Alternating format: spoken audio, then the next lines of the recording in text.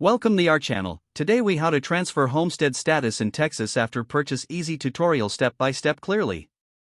Begin by gathering all necessary documents related to your property purchase. This includes the deed, sales contract, and any previous homestead exemption documents.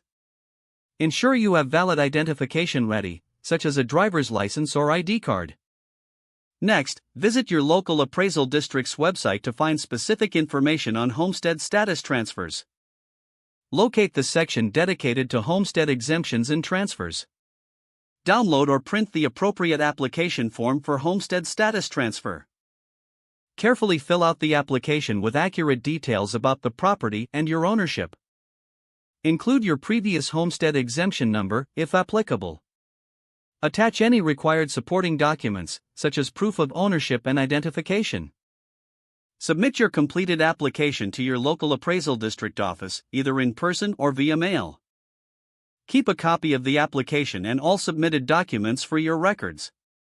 Wait for confirmation from the appraisal district regarding the status of your application. If approved, review the new homestead exemption documents for accuracy. If there are any issues or denials, contact the appraisal district for clarification and steps to resolve. Remember, it's important to complete this process promptly after your purchase to avoid any loss of benefits. Stay informed about any deadlines related to homestead exemptions in your county. Finally, monitor your property tax statements to ensure the homestead exemption is properly applied. If the page does not load, refresh the browser or try again in a private or incognito window. Make sure you are using the correct email address, then retype it carefully to avoid small typos. If your password is not accepted, use the reset option and create a new strong password you can remember. Check your spam folder for verification or security emails, then complete any requested confirmation steps.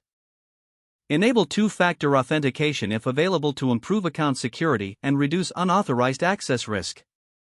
After signing in, review your profile details so your contact information and settings are accurate and current. If you see an error message, note it down and try again after restarting your device and internet connection. Log out when you finish, especially on shared devices, to keep your account and payment information secure.